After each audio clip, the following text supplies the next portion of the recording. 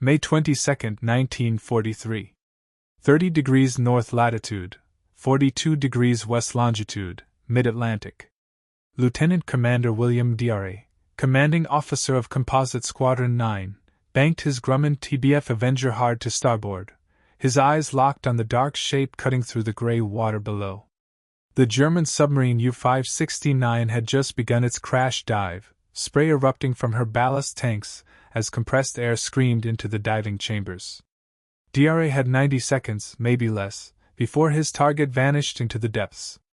The Avenger dropped from 600 feet to 300, Dre calculating the precise release point. Too early and the depth charges would miss. Too late and his aircraft would be caught in the blast. His radio man called out ranges while his turret gunner kept his weapon trained on the submarine's deck gun crew, who were desperately trying to man their weapon. 2 depth charges tumbled from his Avenger's bomb bay. The weapons entered the water 15 feet behind the submarine's conning tower. 4 seconds later, twin geysers of white water erupted skyward as 450 pounds of Torpex explosive detonated at 100-foot depth. The U-boat shuddered violently. Her stern lifted partially out of the water as the shock wave ruptured internal compartments. Oil began spreading across the surface in an ever-widening slick. Dre circled overhead, watching German sailors scramble from the conning tower hatch. The submarine was doomed. Her pressure hull had been compromised. She could not dive again. Her commander made the only decision possible: abandon ship.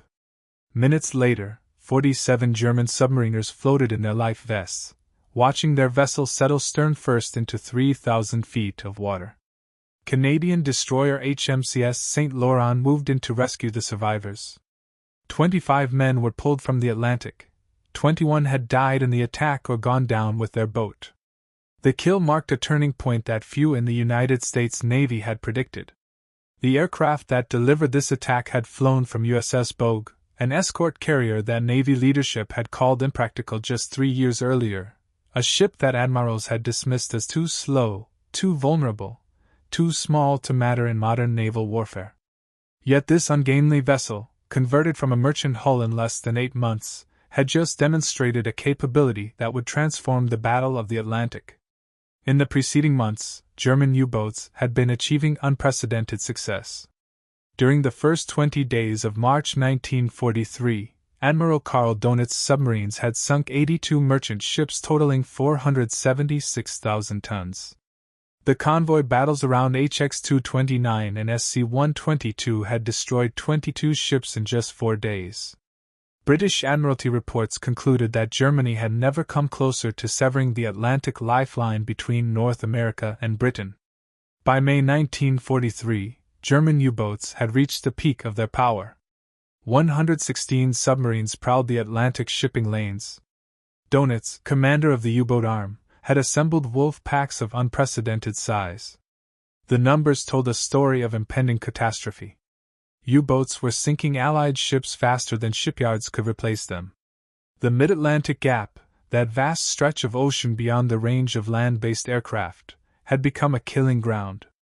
Convoys sailing through this area did so without air cover for 700 miles.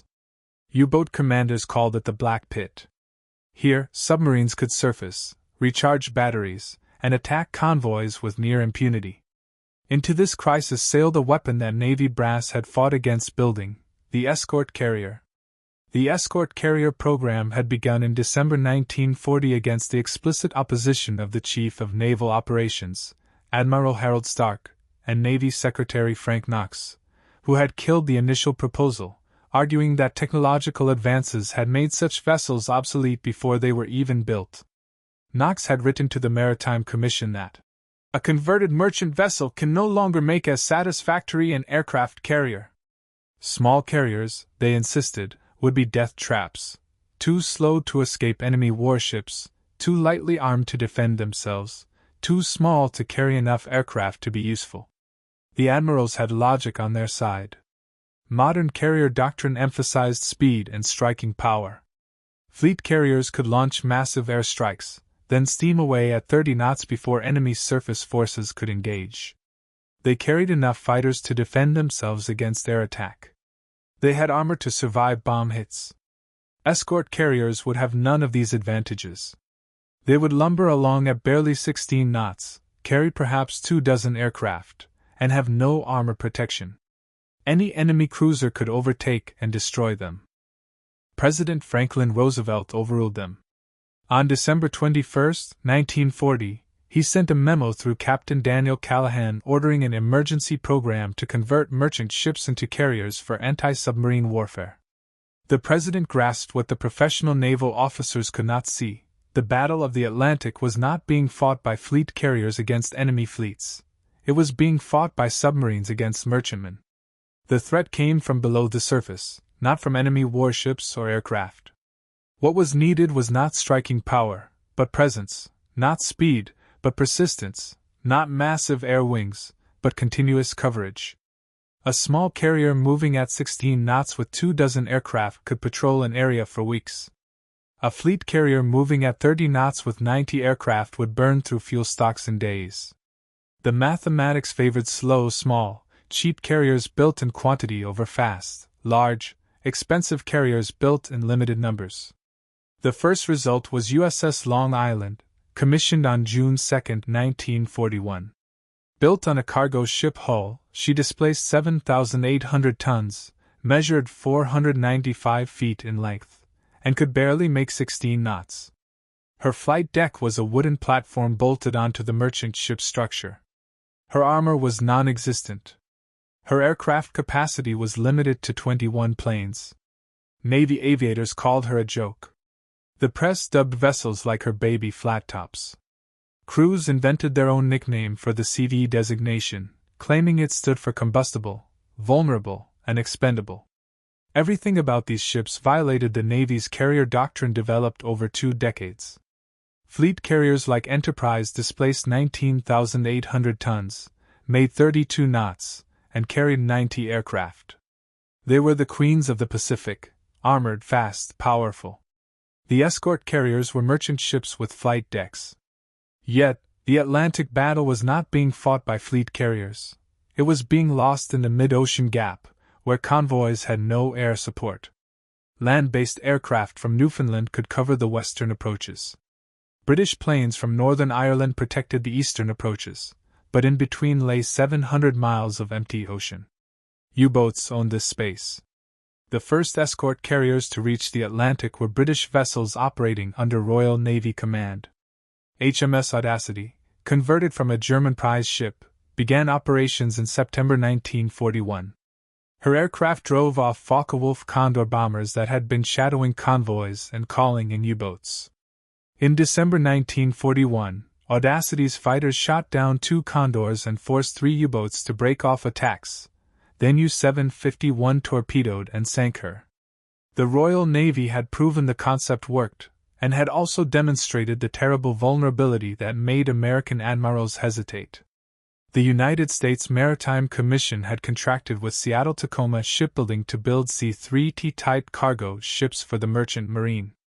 These vessels, designed for commercial service, used steam turbines that could drive them at 19 knots, faster than the diesel-powered merchantmen that had been converted earlier. When the Navy requisitioned 20 hulls for carrier conversion, the Seattle-Tacoma yard had the advantage of modifying ships before completion. Rather than converting finished vessels, the modifications were extensive but pragmatic. Workers cut away the cargo holds and upper deck, then built a hangar deck inside the hull. 2 elevators connected the hangar to a 442-foot flight deck. A single hydraulic catapult assisted aircraft launches. A small island structure, built out over the starboard side to keep the flight deck clear, housed the bridge and flight control. The ships retained their merchant marine profile below the flight deck, with vertical sides and a flat bottom that rolled viciously in heavy seas. Armament was purely defensive. 2 5-inch guns, 1 forward, 1 aft, 8 twin-mounted 40mm Bofors anti-aircraft guns, and 27 20mm Oerlikon cannons. This weaponry could defend against aircraft, but would be useless against any surface warship. Speed remained the ship's primary defense, and at 18 knots, they had precious little of that. The lead ship of the class, USS Bogue, was commissioned on September 26, 1942. Captain Giles Short took command of a vessel with a standard displacement of 8,390 tons and 13,980 tons fully loaded. Her crew of 890 men included aviators from Composite Squadron 9 flying 12 Grumman F-4F Wildcat fighters and 9 Grumman TBF Avenger torpedo bombers. After shakedown operations revealed numerous mechanical problems, Bogue entered the yard for 2 months of repairs. When she finally sailed for the Atlantic in February 1943, U-boat attacks had reached catastrophic levels. The Navy's operational plan for escort carriers called for them to accompany convoys, providing continuous air coverage through the mid-Atlantic gap. Bogue made her first 3 crossings in March and April 1943 using this doctrine. Her aircraft flew search patterns ahead of convoys looking for surface submarines. When they found U-boats, the submarines simply dove. The escorts lacked weapons capable of attacking submerged targets effectively. The U-boats waited for the convoy to pass, then surfaced and attacked from behind. In 3 crossings, Bogue's aircraft did not sink a single submarine. Navy critics pointed to this as proof the escort carriers were failures.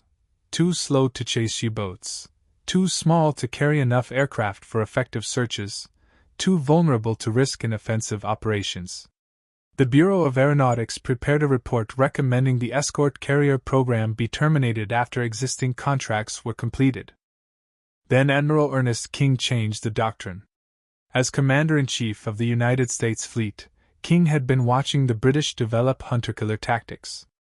Instead of tying escort carriers to convoy defense, the British were experimenting with independent groups that hunted U-boats in areas where intelligence indicated submarine activity. In May 1943, King ordered American escort carriers to form hunter-killer groups that would operate independently from convoys. Bogue became the nucleus of the first American hunter-killer group. Accompanied by 4 destroyers, she departed Norfolk on April 22, 1943, with orders to seek out and destroy German submarines in the Central Atlantic. Her commander, Captain Short, had complete freedom to pursue any U-boat contact. Intelligence from HF/DF, high-frequency direction finding, equipment and from decoded Enigma messages would guide the group to areas of submarine concentration. The transformation from defensive convoy escort to offensive hunter began immediately. On May 21, while escorting Convoy 184, Bogue's HF/DF operators detected radio transmissions from multiple U-boats. Wolfpack Mosul, consisting of 21 submarines, was gathering to attack the convoy. Lieutenant Commander DRA launched 5 Avengers to hunt the transmitting submarines. The aircraft caught U-231 on the surface, recharging batteries. Depth charges damaged the submarine's radio transmitters, forcing her to abort patrol and return to France. The next day brought the breakthrough that validated the entire escort carrier concept. Multiple Bogue aircraft executed 5 separate attacks on different submarines throughout the day. U-305 suffered moderate damage. U-569 took catastrophic hits that forced her crew to scuttle.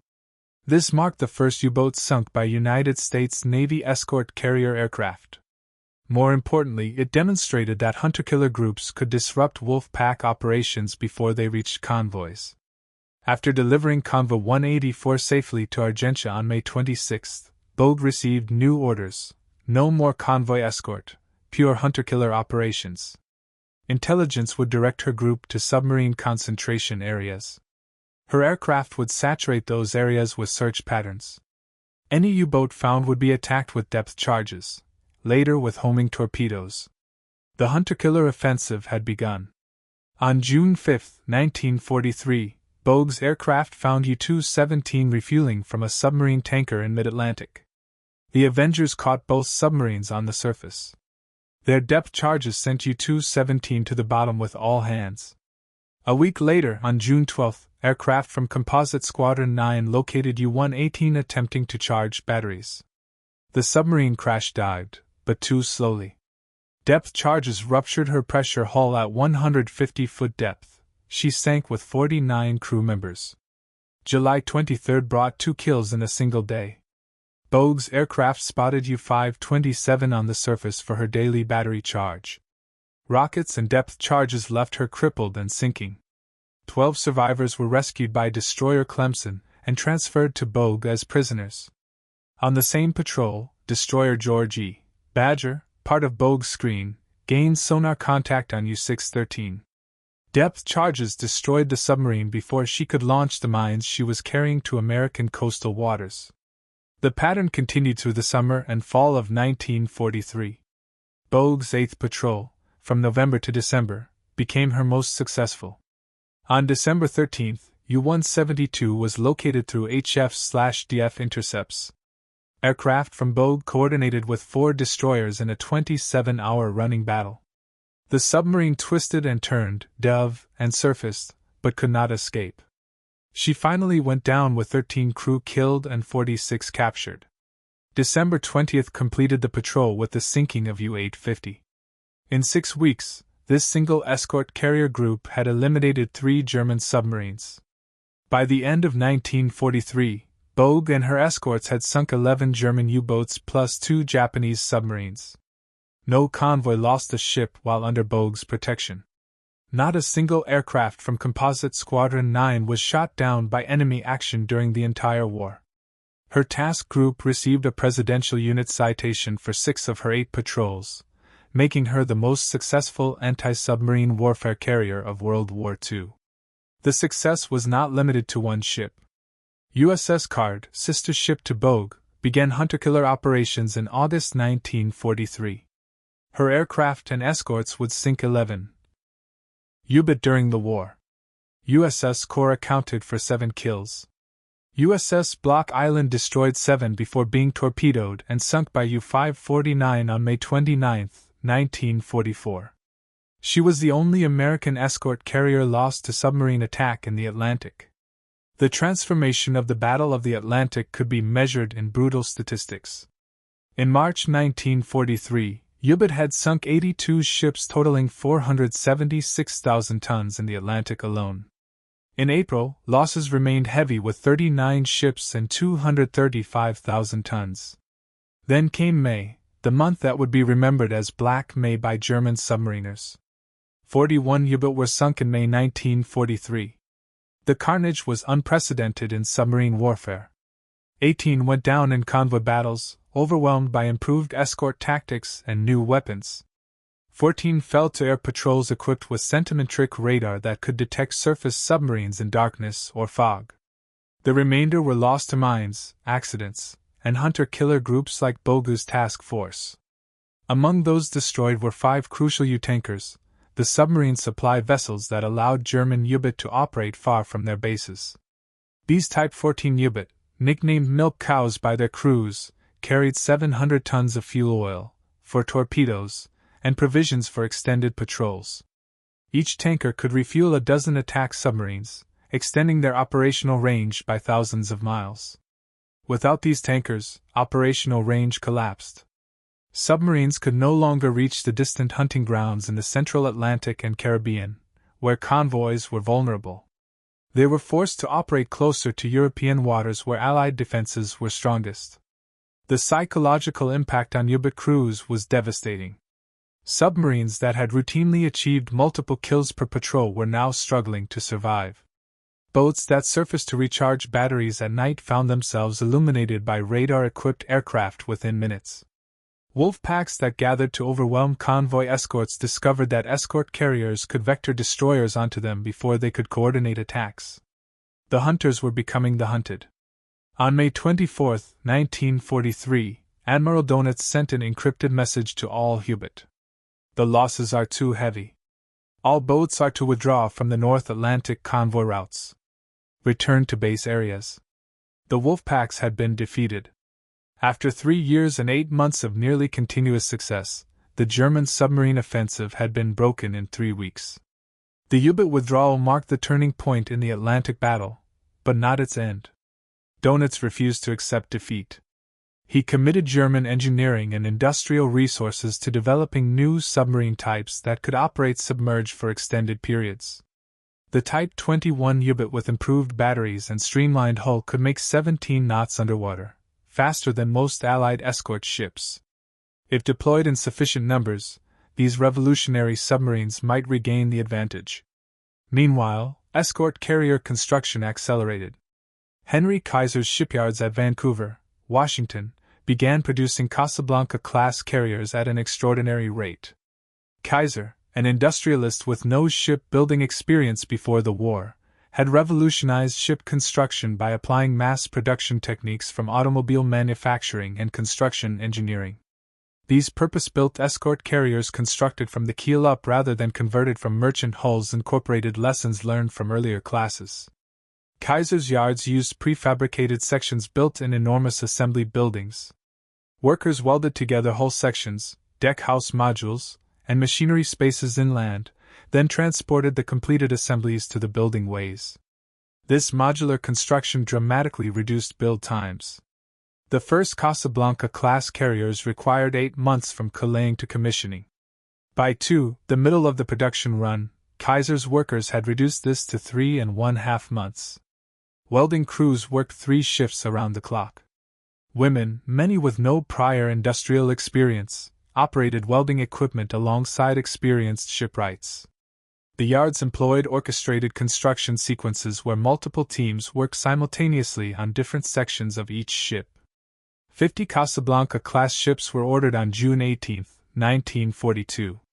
The first USS Casablanca herself was commissioned on July 8, 1943. The 50th ship, USS Munda, was completed exactly 1 year later on July 8, 1944. This represented an average commissioning rate of 1 carrier every 7.3 days. At peak efficiency, Kaiser's yards were launching completed escort carriers faster than some shipyards could build destroyers.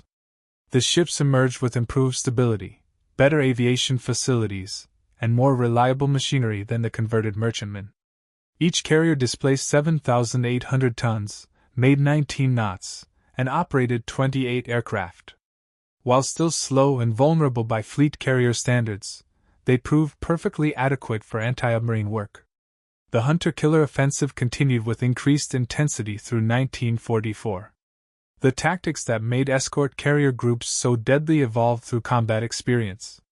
Aircraft from Composite Squadron 9 and other carrier air groups perfected the coordination between visual search, radar detection, and attack procedures. The Grumman TBF Avenger proved ideal for anti-submarine warfare. The aircraft could carry depth charges, acoustic homing torpedoes, or rockets depending on the tactical situation. Its long range allowed extended patrols far from the carrier. Its robust construction let it operate in weather that grounded lighter aircraft. The Avenger's 3-man crew provided redundancy with pilot, radioman, and turret gunner, each trained to take over if one was incapacitated. Depth charges remained the primary weapon through 1943. Mark 44 acoustic homing torpedoes, introduced in early 1944, revolutionized anti-submarine warfare. These weapons, nicknamed foe by their operators, could home on the sound of a submarine's propellers. Once dropped near a diving U-boat, the torpedo would circle until it detected engine noise, then track the submarine automatically. U-boat commanders discovered that their previous tactic of crash diving no longer guaranteed escape. The noise of their diving procedures attracted the very weapons they were trying to evade. Escort carrier groups developed elaborate search patterns that covered vast ocean areas. Aircraft flew sector searches, each plane assigned a specific area to patrol. When one aircraft detected a submarine, the carrier vetoed additional aircraft to the contact while destroyers raced to the location. The submarine found itself facing attacks from multiple directions simultaneously. Surface ships forced the boat to stay submerged while aircraft waited overhead for any attempt to surface. This coordinated pressure could continue for hours or days until the submarine's batteries died or its crew surrendered. In October 1944, Admiral Francis Lowe, Chief of Staff of the 10th Fleet, wrote in a memo to Admiral King that escort carrier support groups accounted for approximately 60% of all U-boats sunk by United States forces in the Atlantic and Mediterranean during the 6 months from April through September. This extraordinary success ratio demonstrated how completely these converted merchantmen had transformed naval aviation doctrine. The hunter-killer groups had become more effective than land-based patrol aircraft despite operating from ships that Navy leadership had initially rejected. Beyond their combat success, escort carriers proved their worth in ways the CT early skeptics had never imagined. They served as aircraft fees, carrying planes from American factories to combat zones. USS Bogue made several trips to Glasgow, Scotland, transporting Army Air Force fighters. These missions freed fleet carriers for combat operations in the Pacific. Escort carriers provided air cover for amphibious landings. Operation Torch, the invasion of North Africa in November 1942, employed 4 escort carriers among its support forces. Operation Dragoon, the invasion of southern France in August 1944, used 2 escort carriers to provide close air support. The slow converted merchantmen could loiter near invasion beaches, their aircraft on call for immediate support missions that faster fleet carriers could not provide. They served as training platforms for replacement pilots transitioning to carrier operations. USS Charger spent the entire war operating off the East Coast, qualifying thousands of naval aviators and carriering landings before they deployed to combat zones. This training role prevented fleet carriers from being diverted from combat operations for pilot qualification. Most critically, escort carriers vindicated President Roosevelt's strategic vision. The president had grasped that winning the Atlantic battle required closing the air gap. Land-based aircraft could not reach mid-ocean. Fleet carriers were too valuable and too few to tie down on convoy escort. Escort carriers offered the only solution, cheap enough to build in quantity, capable enough to operate aircraft effectively, available in sufficient numbers to provide continuous coverage. The numbers told the story of American industrial response to crisis. Of the 151 aircraft carriers built by the United States during World War II, 122 were escort carriers. Approximately 80 were commissioned in the United States Navy during wartime. Another 38 were delivered to Britain under Lend-Lease.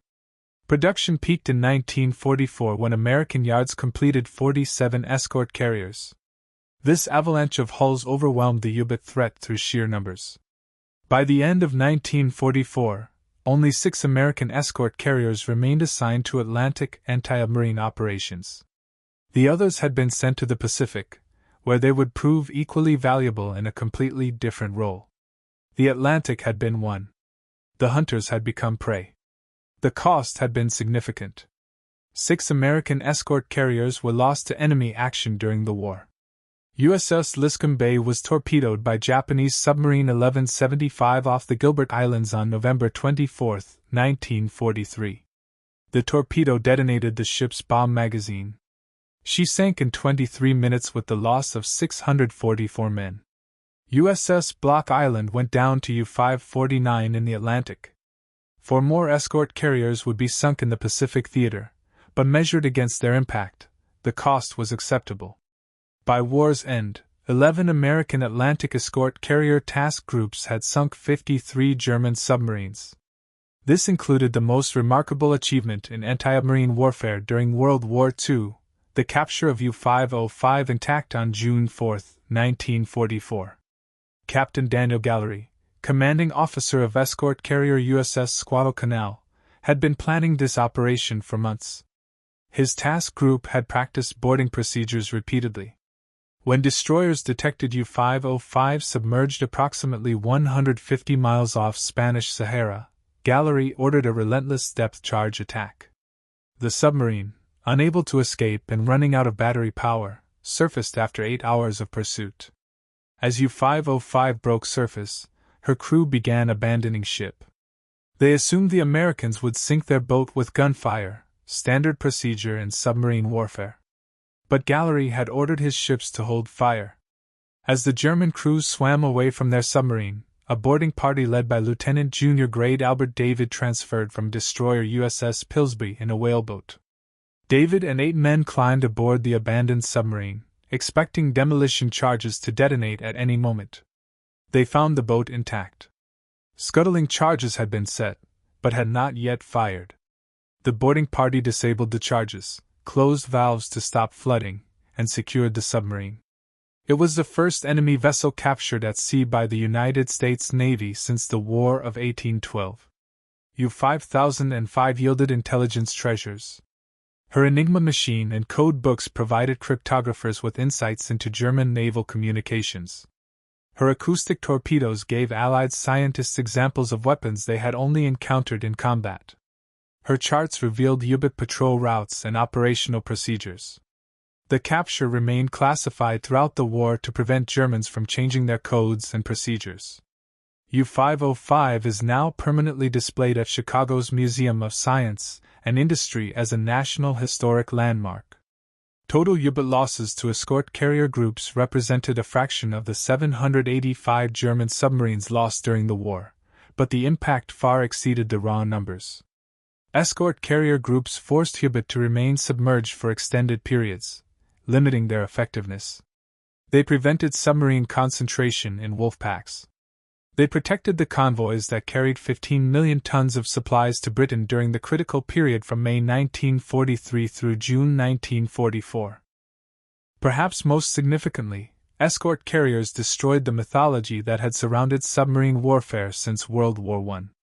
The idea that submarines were virtually undetectable, that they could strike with impunity from beneath the waves, that no defense existed against underwater attack, had dominated naval thinking for decades. Escort carriers proved that continuous air coverage could locate, track, and destroy submarines. They demonstrated that merchant hulls and commercial construction techniques could produce combat-effective warships in months rather than years.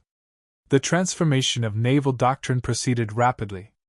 By late 1944, the Navy had integrated escort carriers into all aspects of naval operations. They served with fleet carrier task forces as replenishment ships, FING replacement aircraft to combat carriers. They provided anti-submarine screens for battleship groups and cruiser task forces. They accompanied amphibious assault forces, offering close-air support that fleet carriers could not provide while remaining far enough offshore to avoid coastal defenses. In the Pacific, escort carriers became essential to the island-hopping campaign. At the Battle of Lee Gulf in October 1944, 6 escort carriers of Taffy III encountered the Japanese center force, 4 battleships, 8 cruisers, and 11 destroyers closing to attack the invasion beaches. The engagement began at 0648 hours when lookouts aboard USS Fanshawe Bay spotted painted masts on the horizon. Within minutes, 18-inch shells from battleship Yamato began falling around the escort carriers. Admiral Clifton Sprague, commanding Taffy III, faced an impossible situation. His 6 escort carriers and 7 escorts were outgunned, outranged, and vastly slower than the approaching Japanese force. The nearest American fleet carriers were over 100 m away. The invasion beaches, packed with vulnerable transports and landing craft, lay directly behind his formation. If the Japanese broke through, thousands of American soldiers would be slaughtered. Sprague ordered his carriers to launch every aircraft they had, regardless of armament. Torpedo bombers carried depth charges intended for submarine hunting. Fighters were armed with machine guns and small bombs meant for ground support. Some aircraft launched with no weapons at all, making dry runs to distract Japanese gunners. The escort carriers turned east into the wind for flight operations and ran at maximum speed toward a rain squall that might provide temporary concealment. For 2.5 hours, the converted merchantmen dodged shells from battleship main batteries while their aircraft attacked the vastly superior Japanese force. Destroyers and destroyer escorts charged the Japanese line, launching torpedoes and firing their 5-inch guns at battleships and cruisers. The escorts were annihilated one by one, but their sacrifice bought time. Japanese Admiral Teo Kurita, confused by the ferocity of the defense and convinced by radio intercepts that he faced fleet carriers, broke off his attack and withdrew at 0925 hours. The cost had been severe. USS Gambia Bay was hit repeatedly by Japanese cruisers. Shells tore through her unarmored hull. She lost power, listed, capsized, and sank with 147 crew members. USS St. Louis survived the surface action only to be hit at 1051 hours by the first organized kamikaze attack of the war. A Mitsubishi Zero, possibly piloted by Lieutenant Yukioi, crashed through her flight deck and detonated in a hangar among fueled and armed aircraft. Secondary explosions tore the ship apart. She sank 30 minutes later with 113 killed. Yet the remaining 4 escort carriers of Taffy 3 escaped. The Battle of Samar demonstrated both the terrible vulnerability of escort carriers and their unexpected resilience. These ships designed for submarine hunting and convoy escort had stood toe-to-toe with battleships and survived. Their sacrifice saved the later invasion force from annihilation. Naval historians would call it the most gallant action in United States Navy history. Post-war analysis revealed the full scope of escort carrier impact. Research conducted by the United States Strategic Bombing Survey concluded that escort carriers had been instrumental in defeating the U-boat offensive. Without continuous air coverage in the mid-Atlantic gap, convoy losses would have remained unsustainable. Britain might have been forced to reduce imports below survival levels. The build-up for D-Day, which required transporting millions of tons of supplies across the Atlantic, could have been delayed or cancelled. Every division that landed in Normandy had crossed the ocean under the protection of escort carrier groups. German naval records captured after the war showed that Admiral Dönitz had considered the escort carrier threat existential to U-boat operations. In his memoirs, Dönitz wrote that the appearance of American escort carriers in the spring of 1943 had forced a complete reconsideration of submarine tactics. Surfacing became impossible in areas where carrier groups operated. Battery charging had to be done at points at night under constant aircraft threat. Transit times increased dramatically as U-boats crept submerged through carrier patrol areas, burning precious battery power to avoid detection. The psychological toll on U-boat crews was severe. Submarines that had once surfaced freely to run on diesel engines were now confined underwater for days at a time. Crews suffered from carbon dioxide poisoning as air quality deteriorated. Battery cells failed from overuse. Navigation became guesswork when submarines could not surface to take star sights. Morale collapsed as boats returned from patrols without sinking a single ship. By late 1943, veteran U-boat commanders were requesting transfer to surface ships. New crews required extensive psychological conditioning before their first patrol. Dönitz had pinned his hopes on Type 21 submarines that could outrun aircraft while submerged. These revolutionary boats with streamlined hulls and massive battery banks represented a technological leap forward. They could make 17 knots underwater, faster than most escort ships and fast enough to outrun depth charges. They could remain submerged for extended periods, eliminating the vulnerability that escort carriers exploited. But these revolutionary boats entered service too late, and in too few numbers to affect the war's outcome. Production delays and bombing of construction yards limited completed hulls to 118 by war's end. Only 4 Type 21s made operational patrols before Germany surrendered. None encountered American escort carriers in combat. For the crews who served aboard escort carriers, the war was an experience of extreme contrasts. Living conditions were cramped beyond anything fleet carrier sailors knew. The converted merchant ships lacked the amenities designed into purpose-built warships. Ventilation was inadequate in tropical waters and freezing in North Atlantic storms. Berthing spaces were crowded with bunks stacked 3 high. The ships rolled viciously in Atlantic storms, their flat bottoms and high topsides creating maximum leverage for ocean swells. Sailors joked that escort carriers would roll on wet grass. The flight deck crews worked under conditions that would have been considered impossible on fleet carriers. They serviced aircraft in weather that fleet carriers would have suspended operations. They launched and recovered planes in seas that tossed the small carriers like corks. They armed torpedoes and depth charges while standing on decks pitching 30 degrees. Everything was harder, colder, wetter, and more dangerous than on the big carriers. The pilots faced unique challenges.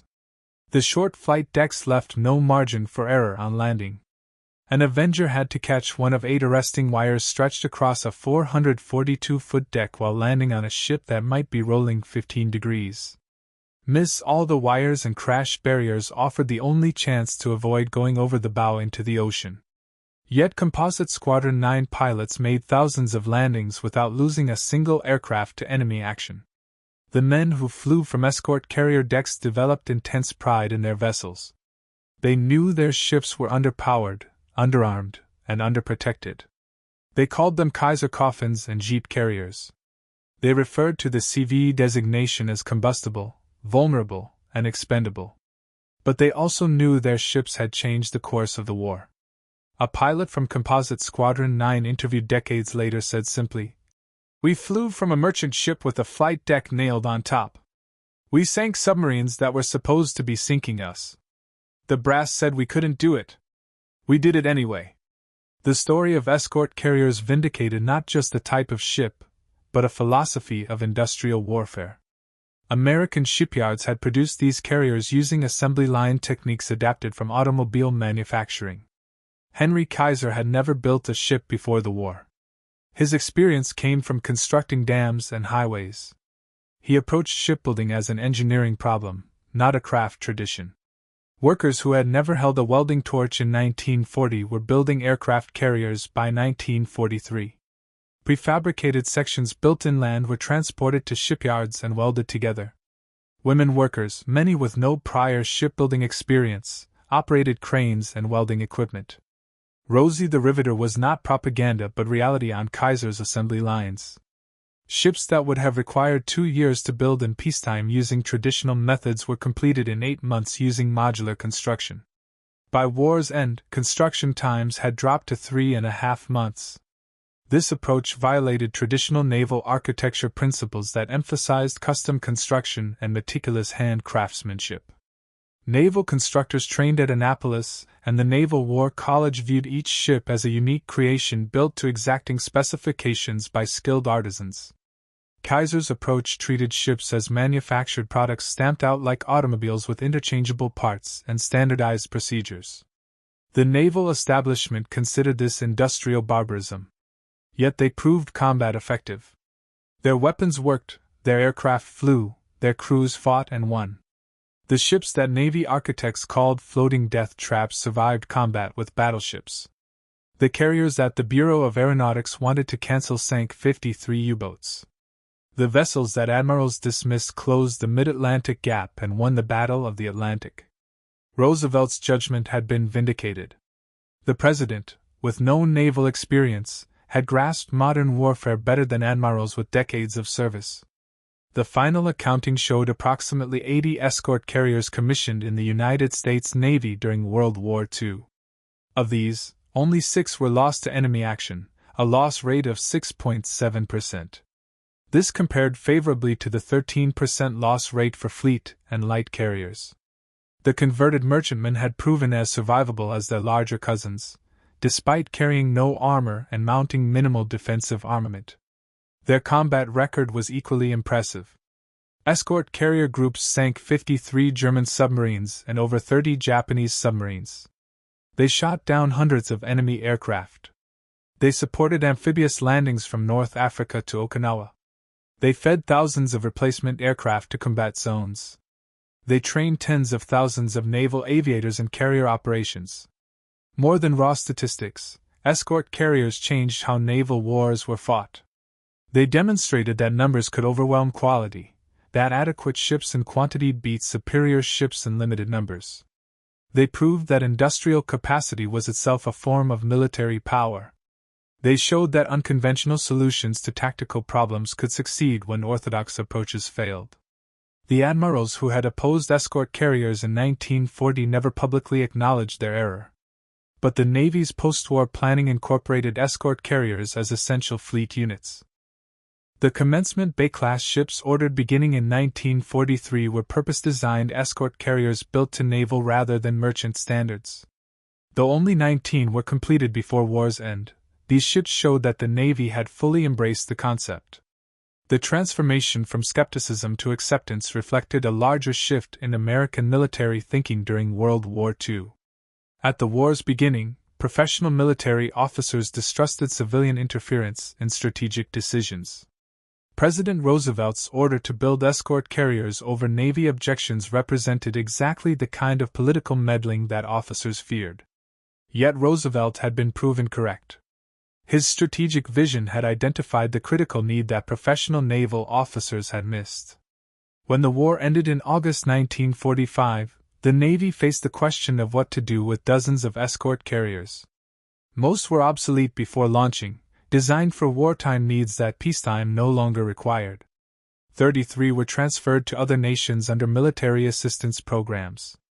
Many others were scrapped immediately or placed in reserve. A few found peacetime roles as helicopter carriers or training ships.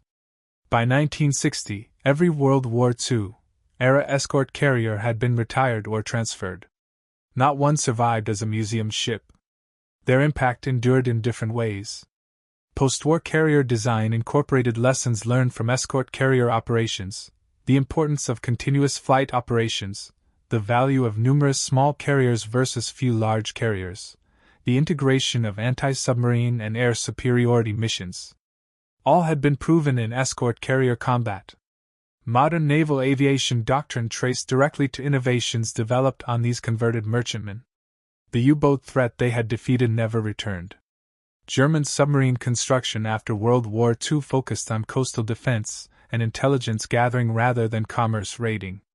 The Soviet Union built hundreds of submarines during the Cold War but never attempted the kind of Wolfpack campaign that escort carriers had destroyed in 1943. Anti-submarine warfare remained a critical naval mission, but the combination of helicopters, long-range patrol aircraft, and sophisticated sonar made surface hunting unnecessary. Perhaps the greatest tribute to escort carriers was their own obsolescence.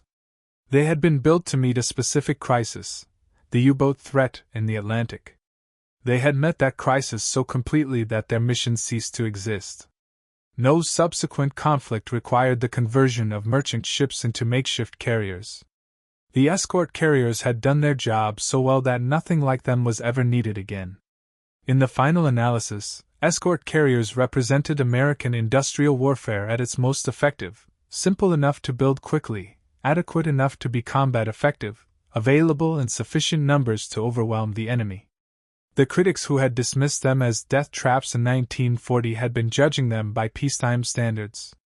These converted merchantmen had been designed for war, and in war they had proven devastatingly practical. From 116 operational U-boats in May 1943 to 51 by August 1943, the transformation took 3 months. Escort carriers were not the only factor in this victory.